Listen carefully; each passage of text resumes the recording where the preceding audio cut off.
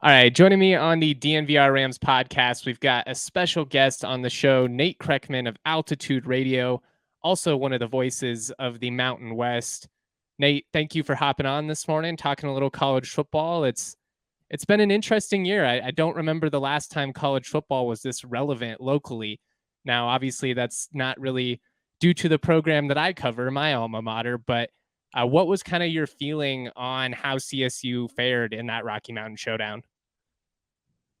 They looked great, and then they looked terrible, and that's what's so disappointing about it. I think from a CSU perspective is you had an opportunity directly in front of you. You know, you got a fourth down that you can go for. You've got a 2-point conversion that you can go for and win the game right there. And Jay Norvell chose to play that game conservatively. You're on the road. It's a rivalry game. It's as emotional as it can possibly be. That crowd finally woke up. They're back in the game. They're in a lather, and you have an opportunity to steal that game away from them. In addition to that, like Mo Camara just got ejected. Why do you think you want to keep playing further into overtime? Why do you think that Yeah. that's going to favor your team in any way? Jay Norvell fumbled an opportunity to win that game to make a statement victory. It would have been his signature win with the program. It would have been the Rammies' signature win in, I don't know, what, the last 10 years, 20 probably, years, for the probably. I program? mean, you probably got to go back to like the 2002 upset over Yeah. number 6 Colorado. Yeah, that's what's so frustrating about that game is like I have so many good things to say about CSU after that game, but also like you have to win that game, and Jay had it right in front of him, and he didn't try to step on the throat. Okay. And look, he could have gone for two and he could have missed, but at least I would have respected it. He could have gone on fourth down, and granted, Patty Turner, the punt of his life, puts it out of bounds at the 2-yard line, and they got 98 yards to go. But also send some pressure on Shador, like you have been doing it all game long, and they sat back. It was so frustrating to watch that game from a Colorado State perspective Yeah. because they were the better team on the field. They outplayed CU on a day that it was just like central casting to put Boulder, Colorado on the map, and CSU showed up, but then they didn't deliver. And I know, Justin, this is for Rams fans. I feel for you guys. You must have been sick after that game. I think a little piece of me died that night. I was standing on the sideline with Bradley Van Pelt, literally my childhood idol, and it went from, just one of the greatest moments of my life to an absolute nightmare in about 90 seconds. And I've ranted a lot about a lot of what you brought up. I don't have a ton of beef with punting and forcing them back. You'd only given up one offensive touchdown at that point. The defense had played really well. You should be able to get a stop, in that situation. But like you said, why are you in prevent defense? Get after the quarterback. You've been able to get home all night long. It just stinks that they have to go the moral victory route because after being completely dismissed as an opponent, basically being laughed at as even being competitors in that matchup, they Mm-hmm. were the better team for Yeah, 98% of that game. yeah, they were. They had it. It ended up being a moral victory, and on top of that, man, like I think it's going to be a tough one to bounce back from. Middle Tennessee's not anything special, but you got to go on the road to their place now. Like on the one hand, yes, you should have gained a lot of confidence from that game. You found your quarterback now in Fowler Nicolosi. Thank God. Okay, you finally found your quarterback in that game, but also you let that thing get away. It was such an emotional Yeah. game. The aftermath of it has been so gross it's just really disappointing the way that this thing has gone since that point. I would be a lot more worried about an emotional hangover if one, I think the just the nastiness that's transpired after this game. I do think CSU will kind of rally together as a squad to an extent. But also I do kind of like at least that while you will be going into a dead atmosphere, I mean, they average about 15,000 fans a game. So it's going to feel like you're going to Albuquerque after playing in this insane atmosphere. At least you have last year to look back on and be like, this squad came into your building, punched you in the face. I mean, it was 27-0 at halftime. you do have some added incentive for it to be, personal, to go back to the line of the week. But I'm with you. I hate this spot going from this game that you put so much into to playing a team that's been bowl eligible 12 out of the last 16 years, but frankly isn't going to get the juices going. No, it's a completely different situation that they step into right now. And it's an emotional letdown. I think this is going to be a tough week for Jay and his staff. You've been up there covering it, but for that staff to be able to get this team back and focused and get their heads in the right place. Plus, if I'm not mistaken, they'll be without Mo Camara for the first half of this Yeah, because he game, got ejected in targeting OT. So ejection. yeah. Yeah, so that stings as well. Now look, Torrey Horton popped, and the nation got to see how good a player this kid is, and that was excellent for them to be able to see. The run game did show up. The offensive line, I thought, played really well in that game. There was so much good for CSU, but my curiosity comes to what is the hangover effect of this game. I think there's a hangover effect for CU going up to Oregon this week. And I think there's a real hangover effect for CSU having to go to Middle Tennessee and play in a weird environment. How much has your opinion on CSU changed or been reaffirmed from the preseason? I was stunned at how bad they looked against Washington State. I really was. Like, it was such a massive letdown to see that game. But you know what? Like, teams have to take a massive leap from week 1 to week 2. In this case, it was week 1 to week 3 for the Rammies. They had a bye week. Jay and his staff had a great bye. They really, really did, and they got their team ready to play in that game. They made improvements. They made tweaks to the depth chart that needed to be made. And it's good to see. Look, I took the over on the Rams this year. I love them as a bowl team. I think they still have an outside shot to compete in the Mountain West. This is a league that is not necessarily loaded with elite teams this year. Boise State's been a huge disappointment so far. San Diego State has been inconsistent at best in their 2-2 start so far. Right now, like I think the door is still open for somebody to knock either Fresno or Air Force off the pedestal and get a chance to play for that championship. How much has your opinion on the league as a whole changed coming in? I mean, you mentioned Boise State, kind of a disappointment. I was not high on San Diego State coming in. I just didn't believe in that offense. But I think Fresno doing what they're doing, given the talent that they lost from a year ago, pretty impressive. It's incredible. You could say the same thing for Air Force. I mean, really well-coached programs. Where are you at just in terms of like who's surprised you, who's disappointed you, all that stuff? Yeah, Boise State's got to be number one on the disappointment so far this year. Talon Green's had a really slow start to the season. They bounced back and they beat North Dakota, but they scored 35 points in their first 2 games of the season. This was supposed to be one of the most dynamic offenses in the entire league, and they looked really bad to start off this year. So I was pretty surprised at how slow Boise State came out. You looked at that roster at the start of the year, you were like, this is the most talented team in this league, which they typically are. They haven't showed up so far this season. So, let's see what Boise's got in the tank. I think they got their first conference game coming up here this week. They'll play on the road at San Diego State. They're 6.5 or a touchdown favorite in that game. So I expect big things out of Boise State, at least in terms of finally getting going now that they're in conference play and maybe getting their legs underneath them. I still think they're probably the most talented roster in the entire conference. So Boise State's probably been my biggest surprise. I'm amazed at how good Fresno's offense has looked so far. Mikey Keene has played really well for those dudes. Like, they replaced everybody in their skill positions, and they've scored a ton of points. I knew their defense was going to be good. I didn't know they were going to be force 8 turnovers against Arizona State good. But Tedford can coach, man. He gets talent up to that program. There's a great atmosphere in that stadium. I'm not surprised by it, and I'm not shocked at how good Air Force has looked so far. And you make the argument if you want, they haven't played anybody. They obliterated Utah State in that game. It was not as close as the final score did indicate right there. Yeah. And that was a big bounce back for those guys, because Air Force has struggled against Utah State. I think they were 0-2 against Blake Anderson going into that game, and the Aggies had scored a ton of points on them. Defensively, they showed out. you look at that Air Force team, and in the trenches, they have upperclassmen on both sides of the ball, and that's the key right there with Air Force football. Their backs are always going to be talented. Plus, that Mhm. quarterback Larrier is super athletic. But like they'll just reload at those positions. The key for them is, do you have experience along your offensive and defensive lines?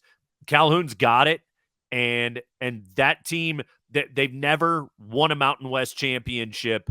This could be the year that all changes. If they stay healthy, this is as good an Air Force team as I can remember, and we're saying that in a year after Zeke Daniels and Brad Roberts are gone.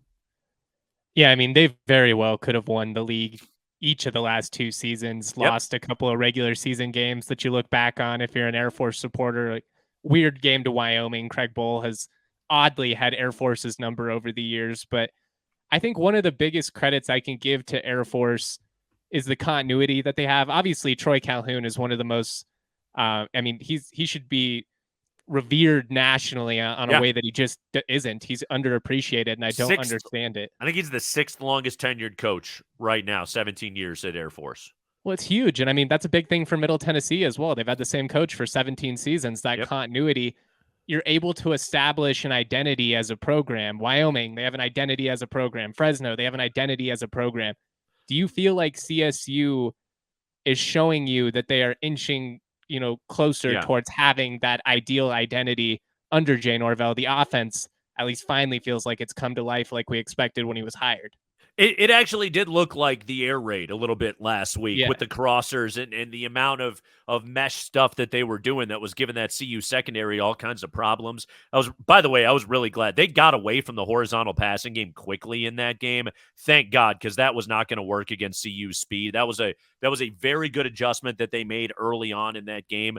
That was good to see. I hope that they have found their quarterback, that Jay maybe has his Carson Strong now in Braden Fowler Nicolosi. I hope that's going to be the case. But more than anything, I think that's what you're looking for. Remember, Jay, Rammies fans know this, Jay won 3 games his first year at Nevada and then flipped it to an 8-win season in that second year. We saw the seeds of it this past week. One of the other challenges is you have to break a long losing culture that's been going on at Colorado State. This is a game this week where you can do that. If you go on the road and beat Middle Tennessee, that's the kind of game where it's like, okay, it's happening. Like you're getting to that place right now. You come back home, you beat the doors off of Utah Tech, which I didn't even know there was a Utah Tech. And then after that, you get in a conference play and anything happens. But these next 2 games are must win. They're must win games for Colorado State, and it's so frustrating because of what they let go. But I'll stop harping on that. I know that's all Rammies fans have thought about all week long. No, I mean, but it's true though. It's one of those. Yes, it's great. You flash the offensive potential. It's neat that you hung when nobody in the world gave you a chance, but it's tough to stomach given the way that it went. And the penalties were obviously a big factor. It's just there's a lot of moments in that game, whether it's the penalties or 4th down or the first overtime, where you can look back on and just be like, man, you flip that one thing. Is that the difference between the game or not? And that stinks. But I come back to this all the time. I mean, winning programs typically just find ways to win. And when you have this losing culture like CSU has had for years and years and years, and I do feel like it is starting to flip, even when you're up, it always still feels like the other shoe is going to drop at some point. I think that's what most CSU fans felt in the pit of their stomach. It's what I felt sitting on my couch at 1 a.m, still watching that game, like that's, or at least it felt like it was 1 a.m. But yeah, I think it was, yeah. I mean, I felt that in that moment of just like, what are they going to do right here? And this is the part where we do have to give Colorado credit. Shedeur Sanders put that team on his shoulders, and he went and won that game. He's really good. He's really good. CSU cracked the door open, and he knocked it over. So he gets all the credit in the world for being able to finish that game. That you're right. That dude is fantastic. Obviously, things are going to get tougher now for Colorado, but yeah, for CSU, that one hurt. That one hurt, and that to me, I think in a lot of ways makes this a harder coaching week for Norvell and his staff, or excuse me, Norvell, as Chris Russo would say. But it makes it a harder week for his staff than I think even last week was. Last week was like get up for a rivalry game, have an extra week to be able to watch those guys on film. It set itself up nicely. This is the challenge. I don't want to focus too much more on this CSU CU game, but I am curious, is the bigger takeaway from that game the talent that CSU showed or the deficiencies that CU showed they still have as a program? Oh, I think that it's a little bit of both. But look, like, is CU maybe an inflated 3-0? I don't know. They beat 3 FBS opponents. They beaten 2 Power 5 teams. I used to be I used to be a top 25 voter. I was a Harris poll voter. God, like 10 years ago now. And by the way, I don't ever recommend being a voter when your vote actually counts for the national championship. It's a miserable experience. People hate you Oh, I irrationally. believe it. Yeah, Yeah. like really, really hate you for it. But I did. You know what? I did it for 3 years, and I every Saturday I was up until 3 a.m. getting my board right, making sure that I can make the argument of why. Okay, if this team's 17 and this team is 16, why am I ranking right? Yeah, why there? are they better and why are they lower? Exactly. Yeah. I tried to take it that seriously, and so I never want to discount wins. Like you went into TCU and beat those guys in your first game, like that. TCU's a tough place to have to win. Coming off a title appearance, I mean, it's not the same group, but still, like they were double-digit favorites for a reason. Yeah, you smacked Nebraska at your place. Like you were vastly by far the better team on the field. And that's a Big Ten school. Like that is nothing to be ashamed of right there, And then CSU is no slouch. It's an FBS school and they're an upper tier Mountain West school. Like that's nothing to be ashamed of in a rivalry game to go to double overtime against those guys. So like, is Colorado a perfect team? By no means. They're not even close to being able to do that, but they're better than I thought they were going to be. They're more talented than I thought they were going to be. They go up to play a very established program in Oregon this week. It's going to be a tough game for them, but like I didn't look at that game as an exposure of deficiencies with CU. Maybe it was more like confirmation of, oh, these were the challenges you guys were going to be up against regardless. Now for CSU, yeah, that game showed me something. Because after the Washington State game, I was like, are they going to go 2-10 this year? What is happening right now with CSU? And it's after I watched that game, I was like, oh no, you guys are good. Like you actually are there is a good football team in there. You just have to be able to play to it. I've said on a couple of occasions, I think this team has the talent to be in the mix for a Mountain West championship. Whether they go out and execute, that's to be seen. I mean, they haven't done that in well over a decade, but they have the talent. What would constitute a successful season for CSU? Because I think they have to, at the very minimum, go 500 and reach a bowl game this year. Yeah, bowl game. Bowl game. I would call a bowl game a good year for CSU. Go over your total, go to a bowl game. You haven't been to a bowl game since 2017, and there's ample evidence that Jay's got this thing going in the right direction, right? Like that you can avoid the Mike Bobo, Steve Fairchild kind of pitfalls and never actually get your legs underneath you with the program. It would just be evidence, because I think Jay's a really good coach. I do. I mean, I believe in what he's. I'm biased. I mean, I'm a CSU guy. That's no secret. I try and give as honest of analysis as I can. But I've been around these last couple of staffs, and I never really felt anything like what I feel under Norvell. I mean, take it from me, I'm not a CSU guy, but I watched the job that he did at Nevada. And at Nevada, people got to understand, you have nothing. Nothing. Okay? You have nothing in Reno, Nevada. And he won there. And he got good players to go up there. And he put good players in the NFL out of that program. So, yes, like, this guy is legit. He really can coach. He really can connect. I think he's great in the community, all those things. That when they hired him, the day that they hired him, I went on the radio here in Denver and I was just like, what I said was, I'm floored. I've never seen Colorado State do something smart before.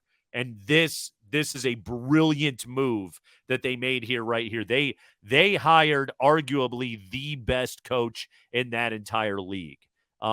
and they, He was certainly doing the most with the least. Without a doubt, this guy can flat out coach. To your point, I completely believe in him. But I think maybe as we saw last week, like there is something to the sort of, what do they say? If you're going to knock over a Coke machine, you got to rock it back and forth a few times. Well, it's still rocking right now. He hadn't pushed it over quite yet. That was my teenage hooligan analogy for you right there. That was well said. Thank you. I don't want to take up too much of your time here. I appreciate you giving me some as is, but I did want to pick your brain just a little bit on this possibility of relegation and promotion that's being floated around with, the Pac-2, the 12 Mountain West schools, and you go out and you probably add somebody like North Dakota State, South Dakota State to get you to that 16, so you can go 8-8. Does that move the needle at all for you? Is that something that would be intriguing to you as a college football fan? I'm just curious, what are your thoughts on that, given just all this consolidation that we've had within the sport over the last couple of years? It's interesting, right? It's something that's novel, and it's something that's interesting, which one of the things I loved about Craig Thompson as commissioner of the Mountain West, and this is the part where I say full disclosure, I have been a contract employee of the Mountain West Conference for well over 10 years now, okay? So in some ways, like, Craig was my boss. But also, Craig recognized, like, we do have to do things differently, okay? Like, we have got this unique footprint, and we have this goofy spot in college football where we sit in a part of the country that is, we're smack between the Pac-12 and the Big 12 right there. And maybe, the American is sort of wandering in on our footprint a little bit. So let's do some things differently. And whether it was starting a television network, which the Mountain West was the first league to have done Ahead that. of its time. Way ahead of its time. And, the Mountain was a smart idea, and it got a ton of games that wouldn't have otherwise been televised on the air. They do a great job now today with their website and their broadcast operation of being able to get games out there to people to be able to see things, because they have always recognized the power of television. And ultimately, what is college football? It's a TV show. That's what it is. Entertainment product at the end of the day. It is entertainment. And look no further than the guy up in Boulder right now who gets that more than anybody else. That's what this operation is. And so if you can give people something to take a look at, and, this concept, I have no idea if the presidents are going to go for it or not, or even really how seriously they're taking it. But a concept like this that I have seen floated around there is something where it's like, wait, that doesn't exist anywhere else in college football. And that is the kind of thing that is going to make late season games all that much more intriguing. If you don't want to, you don't want to pay attention to a New Mexico, Nevada game at the end of the year. Well, now you have reason to. Okay. And that's the kind of thing that I think is going to get people excited in this part of the country. That's what the Mountain West has to be, and that's what they have to do. I think they've done a great job of it here over the years. I like Gloria. I'm excited about what she is doing so far. I think that she's very good and very savvy politically. And I think she gets it. And that really is the track record of this league, is that they have to be forward thinking.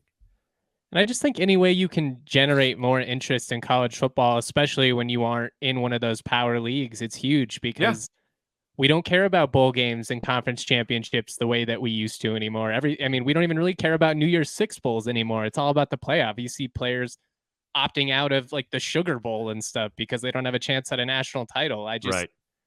If you can create stakes, I think that's huge.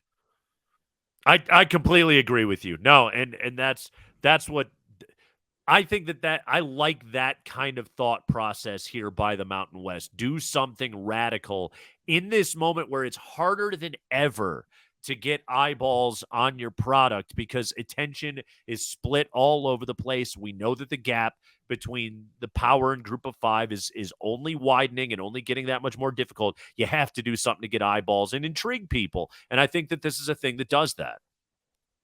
We did have one question from Twitter that I wanted to pose by you. We don't have to spend a ton of time on it, but just what's your thoughts on CSU men's basketball going into this season? I know we're not even really in basketball mode yet. Still got a ton of prep to do, but Medved and company went out, hit the portal, brought in a couple of key additions. Do you feel like they did enough this offseason to, be right back in the mix after a disappointing year, albeit really fluky, weird stuff with injuries?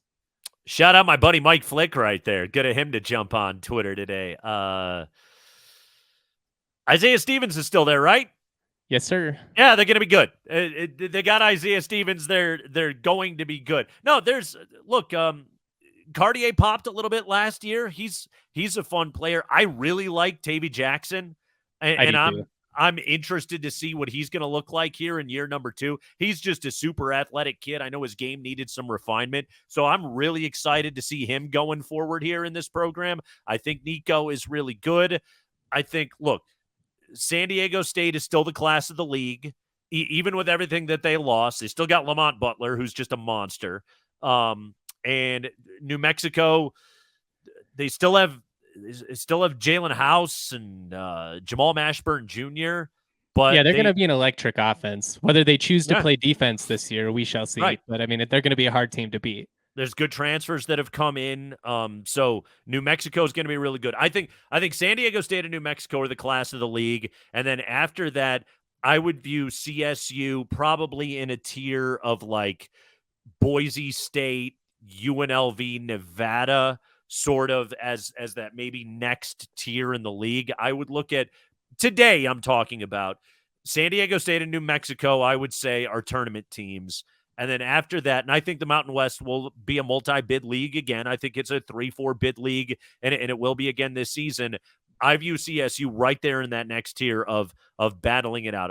I have a feeling we're going to see CSU on that sort of, last 4 in, last 4 out line a lot this year. I think that's the area that they're in. But I'm thrilled that Isaiah Stevens is coming back and we get to watch him play again. And I think Colorado State's a good team. It's good for the state. I mean, I think it's good to have the continuity and give the fans an opportunity to get to know these players. And, you're not a one and done program. Like, that's not how you generate interest here. If you can get those kind of players and they perform, that's great. But I mean, they're going to be at Kentucky and Duke. I got to say, man, by the way, my basketball muscles, they were they were a little locked up and stiff. I'm glad we loosened them out a little bit there. I haven't used those in a while. Are we a hoop state? Hey, man, they are to me, okay? I don't know if anybody else cares. I know that I care. That's all that matters, okay? Like yes, we have the NBA champions and the best player in the world at the NBA level, but when it comes to the college level, I don't know if anybody else cares. I know I do. I love college. All I know is, would you rather watch Nikola Jokic or the Denver Broncos? Because I was sitting in the stands last weekend, and I was thinking I should be doing anything but this with my time. That's not even debatable. Not even close. Are you kidding me? All right. Big prediction real quick before you go. Do the Rams pull out the win in a really tough spot this weekend? Yes, I'm going to go ahead and pander to the audience and say the Rammies get the victory this week. I love it. Nate, thank you so much for hopping on. Everybody go follow him on Twitter. Make sure you listen to his radio show every day on Altitude Radio. By far the best local radio station around. Much love, my man. Thanks, buddy. I appreciate it, Justin.